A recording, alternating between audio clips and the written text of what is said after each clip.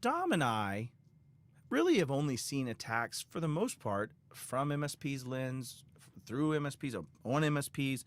And we realized that in order to tell this story in a really good way, we have resources around us. And we thought it might be smart to actually pick the brain of someone who lives in this in a more enterprise space and see how much different our world is from theirs and see if we can learn things. So join us in a bit when we're going to bring in Ralph, who actually does this for a living at an enterprise level, and he can talk about so many things. See you soon. Dom Kirby, Matt Lee, The Game. What's up, everyone? Happy Wednesday and welcome to The Game. I'm really excited for this show because, like Matt said, we get out and we get to talk to the occasional CISO or practitioner out there. But, we only have so much time in that. We thought, man, we got a killer security team that we could just ask to come on the show. And that's what we did. And I think, we want to show you what enterprises are seeing.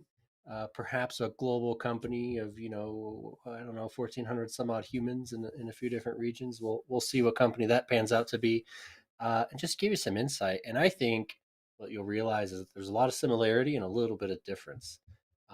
So let's dive in. But first, don't forget to like and share and subscribe and all that jazz. If you want to interact with us, and we'd love for you to interact with us, hit us up on YouTube, youtube.com/Pax8Cloud. That is where you can put in a comment that our producers can see. They can actually put it up on the screen, and they can't do that on LinkedIn. Don't forget to sign up for Pax 8 Beyond. Keep seeing these updates coming from that team, and we're just going to run out of room. So if you're thinking about it, get on it now and get everything booked, and let's jump right in. Okay. Well, Ralph, we've built you up as much as we absolutely can. So why don't you introduce yourself and let's just let you take it away, and we'll add some color commentary to what you're seeing every day. Sounds good. Well, hi, I'm Ralph Forsythe. I'm the Senior Director of Security Operations here at Pax 8. We're what, 1,500, 2,000 people here. I don't know exactly, but we see a lot of attacks every day, and they're not necessarily unique to Pax 8. These are the same kinds of things that you're going to see at really any company. And so we thought it'd be a good idea to talk about what those look like, what you can do about them, whether you're a small, tiny company or a mid-sized business or whatever. So, where I want to start with, there's really kind of two usual attack paths for bad actors that we see. This is either somebody forcing their way in around your controls without your participation, or they get somebody to open the door for them through negligence or even intentional actions. And so I'm going to cover some common ways those happen and then stuff you can do about it. The goal of these usually is money. So it's either from selling your data, extorting you, committing fraud. Very occasionally it's a personal attack. They're just really, really mad at you. But those are super uncommon. But be aware of them. Teacup's still coming after me, man. Huge thunder. Some people just draw that. By far the most common attack path that we see here at Pax 8 and in a lot of companies is via email, right? It's the conduit into your business. Most of the time, those come in the form of phishing or malware. Email also opens the door to things like impersonating somebody known to the recipient, or committing fraud by attempting to get you to pay money without realizing it's illegitimate. For example, fake invoices that get sent to your accounting team that something's overdue, and then they go pay $30,000 without realizing it's fake. Those are pretty common. So, I'd like to bring up a couple examples. So if we start with the first and one. Before you do, real quick, or while you do it, the other piece to say is that when you get an email, and CIS Control 9 speaks towards email and browser protections, and there's a reason they're lumped together. It's because when you get an email, you are proximal to your browser, where your sweet, juicy identity and tokens live. I can click, and guess which browser pops up? That browser, right? And so when you think about email is that gateway in to a proximal place where someone can be shot, essentially, right there in front of their browser where they can click a malicious link or all the different various methods, to your point. So just wanted to add that color. Yeah. So we're going to look at a couple examples. These are real life phishing emails. I pulled these out of our email security system last week.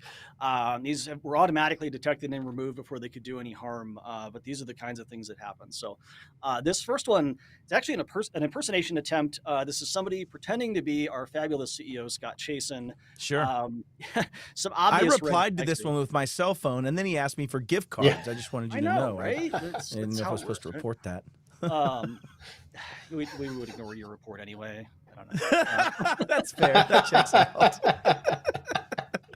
Boy who cried wolf challenge. Right. So some obvious red flags on this. Some of these get very elaborate and look pretty legitimate. This one, not so much. And I picked this one on purpose just to Sure. pull out the obvious things. But like sourcing from a Gmail account. Scott Chasen's not emailing us from a Gmail account asking employees for their cell phone numbers, right? He would email from his Pax8 account. The weird punctuation in the subject, there's like a semicolon in a weird spot, all capitalization. Holy cow, do this now. It's so urgent. That's a big red flag for phishing scams. It requires this immediate urgent call to action from somebody important. Sure.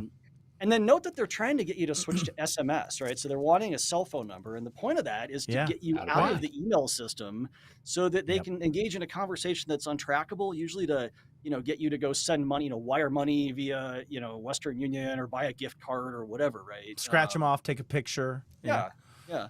Or even some more nefarious things that happen with SMS too. But these are pretty common. Like I said, our system automatically nukes these, but they're out there.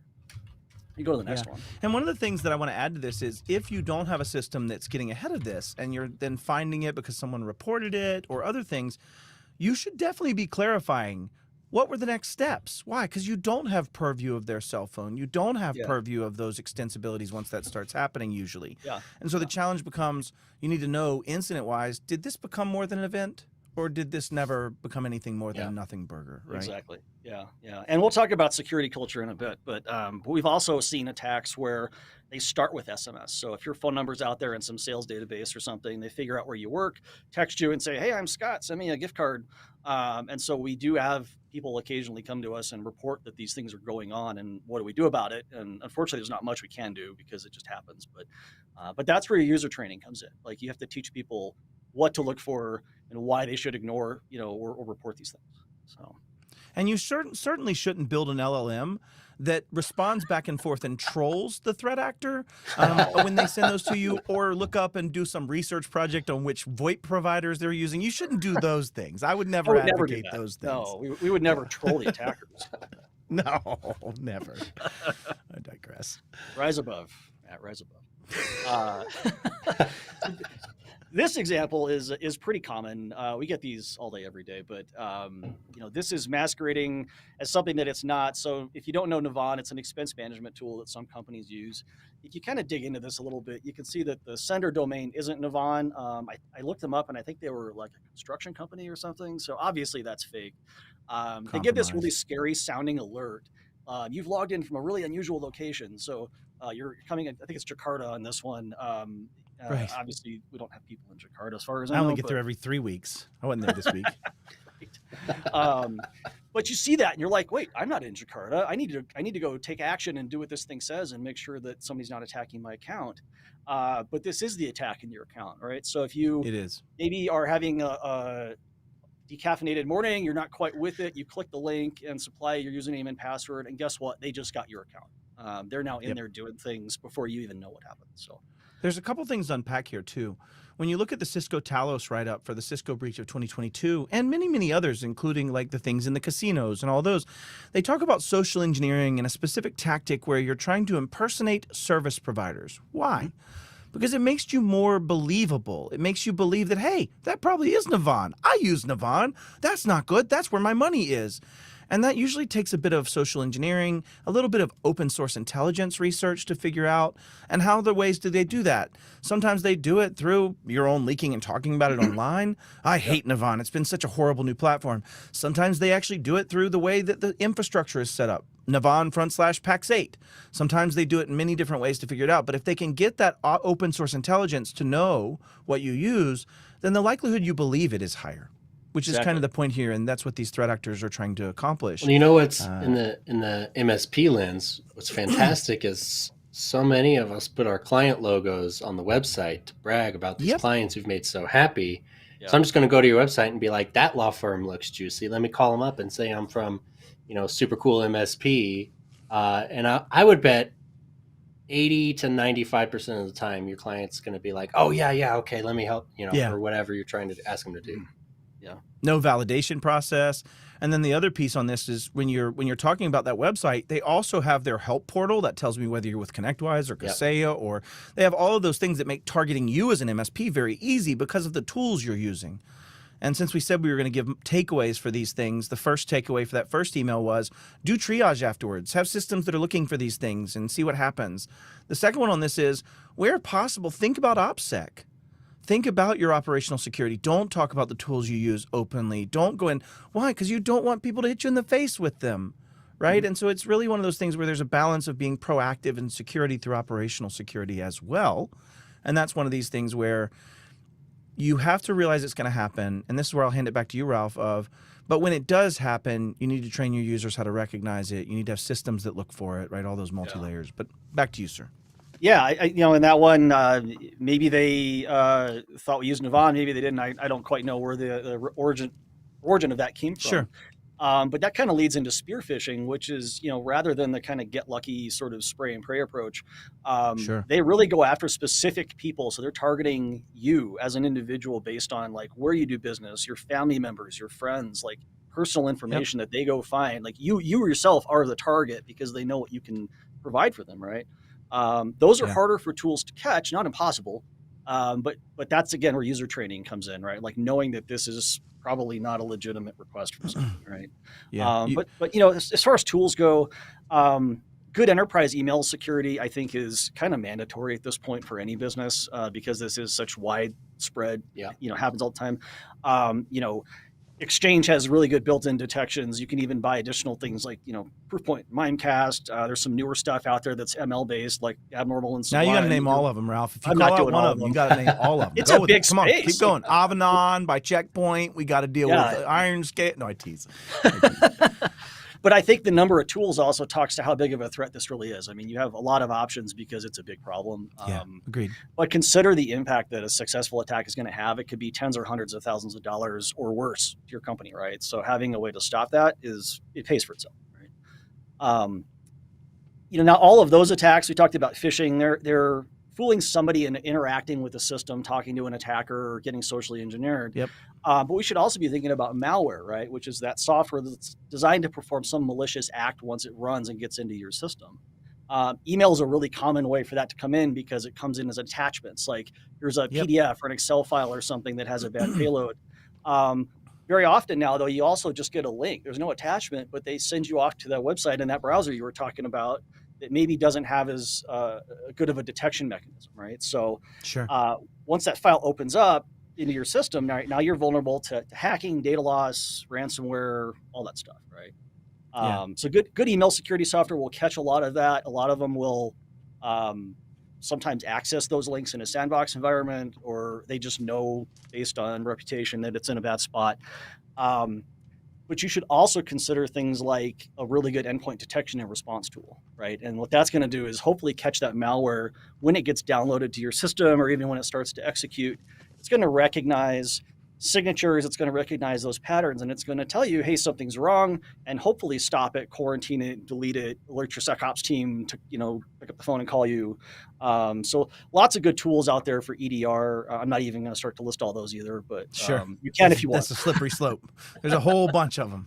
Yeah. And what you were talking about, taking this back to the MSP side again, because, Ralph, you mentioned the idea of, hey, they're going to call your SecOps team. You have a fantastic SecOps team that's looking at these things. And pulling in and triaging alerts, but MSPs often don't. Right? They MSPs are the SecOps team. They are the SecOps team. Thinking Whether about they've signed this up is for why it or not. we talk so much about MDR, right, and the ability to have someone interact with or intervene on your behalf so that you can take the action at the speed that's necessary to be able to stop the threat.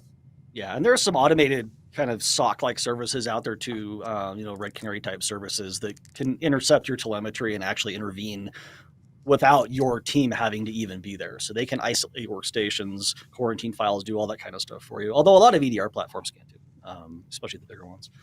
And that's malware coming in email, but we're also seeing some pretty creative stuff coming through less obvious means. So an example might be a file that gets downloaded as a link within a social media video on like a TikTok kind of website, through an ad or a ad link or even metadata like an MP3 file. They have links out to pull information about that song. Well, those links aren't always great. And sometimes that downloads malware. And some of that malware is really sophisticated and can actually get past those initial checks for EDR, right? Yep. So, not to mention, Ralph, one of the things you're talking about, like, so now we're talking about a link that's been poisoned intentionally and given to you in a social media platform, in Teams, or in Facebook Messenger, or in TikTok, or in some of those type places. That's a link. Now I don't need an email. There's nothing to have scrubbed. There's no way to have looked at it. Tools don't typically have purview over those systems and functions. Think of it even in a chat forum, right? Those are those drive-by poison downloads or poison download links where I'm giving you something. It gets even more insidious because now some of those could just be a pop-up that gives you an instruction and uses JavaScript perhaps to copy it to your clipboard and ask you to paste it in a run command. And now you're taking advantage of the click, but also not needing to ever port any malware here specifically at all. It all will be in memory potentially, or living off the land tool execution, things in that nature. It's terrifying. And users try to do the right thing, but if you catch somebody who's kind of sleepy on a Friday afternoon, just kind of zoning out on the web before they go home, like that's when it happens, right? That's when your network gets hacked, and that's when your security team gets called at 4 o'clock on a Friday to go spend their weekend cleaning up a mess, right? So please don't do that. The other thing you can do, hopefully EDR detects it, but there are some things you can do to just stop it in the first place too, which is, configure the systems so that they just can't execute the scripts in the first place. A lot of these have a specific type of signature. Maybe it's like a base 64 encoded PowerShell script or something like that. That's super common. We'll just turn that off, right? There's not a lot of legit business use case for that. So disable it, right? And then the script never ran in the first place. You might get an alert that it happened, that it tried to, but you just saved yourself like 8 hours of cleanup. So that's a really simple thing you can do. It doesn't even really require EDR. You just stop the execution in the first place. Yeah. For those at home, I want to tackle something here. So we covered 9.7 in CIS, which talks about email anti-malware server capabilities, 9.6 and blocking unnecessary files, 4.1 and configuring your system hardened, right? Like make it to where you don't have ports open you don't need, access open you don't need, things that can run you don't need. And if users don't need PowerShell or command prompt, don't give it to them. Right. Yeah. But then if you do have to give it to them, you're now getting into aspects of 10, right? 10.7 that says use behavior-based anti-malware software, and 10.1 that says use anti-malware software on the endpoint, right? So I just want to call out for those watching at home, when we talk about what can you do to protect yourself, there's a safeguard out there for everything he's talked about. Every single thing he's talked about, there's a safeguard. And even as you get into like that Windows and command prompt and things, you're getting into collecting command line logs in 8.x, and you're getting into 13.1, being able to isolate machines and take action on behavior and alerts and those type of things, right? So I just want to reinforce that I know I'm a bit of a broken record. I got a one-string guitar, I just plunk, plunk, plunk every time. But CIS is the answer to this, and you can almost always align one of these things back to a CIS safeguard that protected you from that, or more. Yeah, than more. And this sounds like a lot of steps to take, but honestly, these are just kind of fundamental security steps that you should do in any environment. Blocking and tackling of life. You've heard it here, folks, from Ralph and Ralph. If you are not doing these things, those are blocking and tackling. Okay. Most attacks are successful because of a lack of fundamental security practices. It's not because you didn't buy the fancy $1 million security tool. It's because you just did something silly, right? That's really well, let's get into that. Tools or process, Ralph? Is it tools or process? Yes. Yeah, I mean, we've talked about getting phished. You talked about malware. You're still at risk for credential attacks too, so just be aware that those are out there. Guessing passwords, really nothing new, but I think the proliferation of SaaS apps and online services, as well as this sort of human tendency that we don't want to remember 300 things, right? So we tend to reuse the same password everywhere, has made the problem a lot worse than it used to be. So, what happens is if your password's breached in one location and they can figure out that you use these other services, or it's just a common service that everybody uses, guess what? Now you're hacked in all those other places too, potentially. So 5.2 use unique passwords. there you go. Right. Okay, sorry. Credential hacks, like the oldest method is you just brute force combinations until something works. That's been around since the beginning of passwords, really. Most stuff prevents that type of attack now. You can recognize that somebody's just like slamming random things at you and turn that off. Yeah, 13.11 clipping levels. Yeah. So very common though that password files are stolen from unsecured databases, and then they crack the hash, and guess what? Now they have your password, or they know something about you. Like they can go on your social media and figure out your dog's name and where you like to travel, and like your password is my dog's name in Hawaii or something. Yeah. You think it's have you super seen those clever. videos? Like they're all over social where you like stop someone on the street. And you're like, hey, Jimmy would you give me Fallon your did it. password? Yep. And they're like, nah. And then you ask them 4 questions, and they're like, here's your password. You have it. It's Yeah. one of the best things ever. So the best, or even thing worse, that- when you're like, tell me your password and I'll tell you if it's strong, right? That literally worked for Jimmy Fallon in the middle of New York Square, like if you remember. Oh, there's Times Square. websites that do that. Like, put your password into this website and they'll tell you if it's good or not. It's like, no, just no. But I think the best thing that's happened to security in a long time to fix this problem is password managers. So like use a good one, Keeper, 1Password, some of those. You can safely store unique and really complex passwords for everything you use. There's no reuse, and you don't have to remember anything because the tool does it for you. It's encrypted, it's safe, like it's the way to go. And helps contain that damage to just the one site that got breached, right? And you're kind of in some ways with that centralizing all those passwords, so they can be centrally inspected for commonness, for the reuse, for their how complex they are. That is one of the benefits of a password manager is you're actually bringing what isn't really centralized like you'd expect in 5.6 for centralized sign-in and 6.7 centralized access control. All the stuff you can't do that with, those single passwords and identities you have, can now be at least inspected in their kind of when they're disencrypted to see if they're the same password or if the hashes have collision or those type of things, right? And so that's a really neat thing you don't get when you have a password over here at this place and a password over there at that place that you do get as a professional when it comes back to a password manager, in my opinion. Yeah, and a lot of those tools will monitor sites for breaches too and tell you, hey, this thing just got popped and you should go change it. So it's good proactive security too. The one thing we haven't talked about yet is MFA, so multi-factor authentication. There's no excuse in any enterprise, I don't think at this point, to not have MFA enabled. It's just a simple extra step. You have to verify that it's actually you logging in. So even if they guessed your password, they can't get past the MFA step. Guess what? You're safe. But some MFA can be defeated through phishing. So make sure you're using a phishing resistant type of MFA, and they're not all created equal.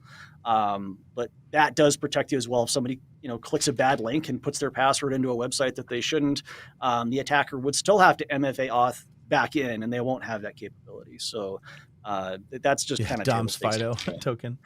I've got a bag full of FIDO tokens somewhere over here. Right? So. Yeah. As far as what to do if you think that has occurred, if you think an attacker has a session key or your gut feel is just something's wrong here, revoke sessions if your authentication system allows it. It's harmless. It just requires the right user to re-authenticate with their MFA, but it doesn't really disrupt their day very much. Right. If things seem really off or you're pretty sure a password's been obtained, go ahead and lock their account, right? Isolate their workstation if you think something's been downloaded. Contain the problem while you investigate what's going on. It's much better to disrupt one person's afternoon than to take down a company because you didn't want to go lock an account or isolate a workstation. I'm glad you said the word contain. I'm glad you said that. I used to have a concept when I was the director of security back at Iconic that was live compromised. It was this understanding that at any given time, my 170 technicians, some numpty in Dallas is probably going to get popped and he's going to be compromised. And it was always Dallas. I don't know why. But point being, I wanted to live that way, which meant that I would take actions to contain that and to contain the blast radius, right? Like what I like to think about is the first stages of detection really are just like a paramedic scooping you off the street. Their job is not actually to save your life and repair the damage. Their job is to stop the bleeding in the major places, to get blood pressure up, to get shocked down, to get yourself in a position that you can be ready to be saved and actually fixed. And so there's an interesting aspect that you just said there that I like a lot of MSPs miss, which is while you're doing these things, do containment. If I know that I just got somebody that had 43 MFA pushes because they've obviously had their password popped and I don't know if a session token's been dealt with yet, let's revoke session tokens. Let's maybe isolate their machine and start looking at logs, right? And determine, is it an event or an incident? If you do that, you keep others from dying as a result of this patient dying, right? It Absolutely, doesn't yeah. spread further and further is kind of the point of that. Yeah. Containment And strategy. if you're an MSP, I would say you should know how to take those actions with your customers ahead of time. You don't want to be sitting there having to Google, how do I disable this person's account while they're on fire, right? So go figure that Yeah. out. They're The not hard other thing steps I'd if you've add to never done it. this, Yeah. there's also one more thing I'd add as a nuance. If you're an MSP and you're trying to get containment after a compromise, in my opinion, you don't want to be the smartest person in the room. You don't want to be the one saying, Agreed. yeah, Dom, stuff's good, bro. You're good. I kicked him out. Why? Because even though you might have revoked sessions, if you're not aware that you can do a playbook, and that playbook could have an auto time that resets the user password as the user, and you haven't cleared that playbook, then you might not have cleared them. And you may tell them a lie that causes damage and creates fiduciary responsibility upon yourself when you had no business being that incident responder. I'm a much bigger fan, at least at the MSP scale, of having outsourced third-party players that I can sell a incident response to my client, and they will pay it, or their insurance will pay it for their own insurance and their own panel. My argument is stop being the guy or gal that says, yes, I've achieved eradication, and anything more than even basic containment steps, you need to step outside into third parties, or at least prove you've taken the training. Go take Bo Bullock's Breaching the Cloud, so you can at least show that you've had some CPEs in understanding the new modalities of which I might destroy you after I get in, right? Those are the things. And Ralph, maybe if you want to weigh in on that, or Dom, but I get a little passionate. I gotta calm down now. Well, you mentioned asking for help. Like, have a third party you can call. There are remediation companies out there. Even your cyber insurance provider, a lot of those companies now, you can just call them and ask for help because they want to contain it too. They don't want to pay out $1 million if they don't have to. So, call them. Right? That's what they're there for. Why don't you touch on culture a little bit as well? Yeah. No, you're good. I did want to just touch on BYOD as well. Bring your own device. We've talked about managed devices Bring your own and stuff demise. we have EDR on, and we can control the kind of the environment a little bit. But when you have people that are bringing their own laptops and logging into sensitive resources, that's kind of scary, right? You don't have EDR on those or other management software, so you're at risk of a significant breach. Even if you're using password managers, you aren't risk-free. Illustrate that. I mean, we'll talk about something that happened about a month or two ago. An employee at a well-known entertainment company, you probably heard about this, got malware on his personal system, right? And in the process, they got into his password manager. They got him to unlock it while their malware was running, which just happened to have work credentials that he was able to get into from his personal system. So they not only breached his work account and stole gigabytes of information from his company, but they got all of his personal accounts. They went after this guy's kids. Like, they ruined this guy. We can't always protect everybody from all the bad stuff on the web, especially on personal systems. But if you don't allow BYOD or you strictly limit what they can get to, you can at least protect your business. If you're an MSP, you can protect your customer's business. 100%. So definitely consider that. Now, talking Dom, about your team pro BYOD, if I remember, right? No, well, hold on now. Hold on. I am an advocate for limited MAM-controlled access on personal devices, with the business case in mind that cell phones are expensive, right? Like, and we have that here, right? It's I have to MAM enroll my Outlook, right? Yeah. But it's a contained Outlook experience too, right? So right. And the problem is when you start allowing desktops, and Dom, you've always been this advocate. I tease you just because I know how strongly you feel about this. It gets much harder, right, Ralph? Like, if I'm going to try to do bring your own desktops, bring your own laptops, it's infinitely harder than a phone from a MAM and management of the risk and attack surface perspective. Any thoughts on that? I know you can do it. I mean, you can have people install your management stacks, like contractors, for example, you might tell them install your MDM or something like that. There are applications out there like the Island browser is gaining a lot of traction now, where you can only allow access to your sensitive resources through this walled environment, where even if they're on their own device, it doesn't matter. So they also got a $5 billion valuation today. I don't know if you saw Island's valuation number from the last investment. It's ridiculous. I'm not surprised. I'm really not. It's huge. I do want to talk about the human side, and I know we're running out of time. No, we're good. To cover this because this is like the most important part. We've talked a lot about technology, but it's the people, right? Amen. The email systems, the EDRs, all these things can miss things, and attackers are getting really, really clever, right? So the best defense, and we've seen this here at PAX 8 and every other company I've been at, is people noticing something wrong and speaking up, paying attention when something's out of place. When they get a website that blasts them with pop-ups saying, "Oh no, your system's been hacked," or it's in danger of all these things, and they are instructed to put keystrokes in, which then runs malware. Right? You want to have people recognize that and speak up. EDR catches some of that, but it's way better when your users feel safe to come to your security team and say, "Hey, this thing happened," even if it's a link they clicked and they own up to it. Being able to have them spot those is super, super important. Also, having them do things like training your email security. So when they report phishing or report junk mail, that trains your email security to think better and understand what your business does. So, the human side, I think, is actually as important, if not more important, than the tech side. So definitely have a good security culture, support your users, have empathy, secure with compassion, and have good training. I'll add to this really quickly too.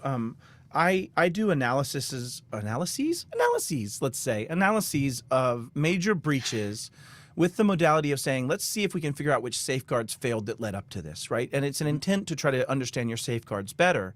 And in the Cisco Talos breach of 2022 that was written up, or Cisco breach of 2022 written up by Talos, they absolutely call out that exact same thing. In fact, the thing that I saw the most that stood out to me was, they said in the article at one point, the user received MFA fatigue attacks over the course of several days. So common, though.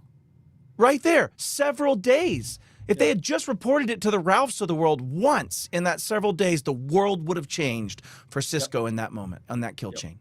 And I think you just can't overstate that, of how much training your users and giving them a safe place to report, feeling like they're supported by their boss and their management to do things. That has more impact, in my opinion, on a security program than almost anything else. And security can't be punitive, right? Like, people are human, they make mistakes. So when they come to you and say, "I accidentally clicked a link and my computer's acting weird," that's like a teachable moment, right? It's like, okay, we understand what happened because we're all people too. So let's contain it and don't do that again, right? Tell your friends, like, it's okay. But as long as they feel safe, they will tell you what's going on. That's very, very important. I will hearken all the way back to, when was this? I think it was 23. When one of our internal phishing tests got me. It happened. It was a tax-related thing. It was tax time. I mean, I had to do the training and everything, right? Literally anyone is vulnerable. And I report a lot of phishing, right? Like, I'm pretty good at spotting it, I'd like to think. But that one got me. So, like, it's going to get you at some point. Yep. And that's why you have defense in depth too, right? So you have people, you've got some tools, but you have multiple tools, lots of training. The idea is maybe it gets past one layer, but something else catches it. So the phishing got you, but hopefully something else stopped you from downloading something you shouldn't, or clicking a link, or putting credentials in. Right about the time it said, "This is a test and you failed," I was like, "Oh, yeah, that's." That checks out. That checks out. You got me, 14. You got me. All right. Well, it's been awesome. I really appreciate you coming on and sharing some of this. And we just can't thank you enough to share, and maybe if nothing else, just commiserate with us on some of the same problems that MSPs see on a day-to-day basis. So I really appreciate you, brother. Definitely. Thanks, Ralph. Let's go to the play of the day. All right. 60 seconds to talk about the play of the day. You heard it from Ralph. It's always the fundamentals. It's always the fundamentals. It's always the fundamentals, right? And I think I'll add to that a sales adage that says, if you show me the incentive, I'll show you the outcome. And I think the challenge of these two things is, if you aren't driving your organization to be better from a cultural perspective, to understand the risk and understand what to do about that risk, to follow some type of framework that allows you to not be the smartest person in the room anymore, the ability to find and look for what threats are happening, what are the things that are happening around me, then you're not going to survive. And I think this point is, it's always the fundamentals that get you, and yet we spend so much time believing, if I only had that next tool, if I only had that next capability, when it is so much more about intent, about people, about process, and then and only then the technology. And while I know I'm going to end early today and I'm stalling with these extra 4 seconds, I'm handing it back to Dom. Game over. All right, that was an epic stall, although potentially cheating to get the play of the game to happen right on time, but that's okay. That's okay.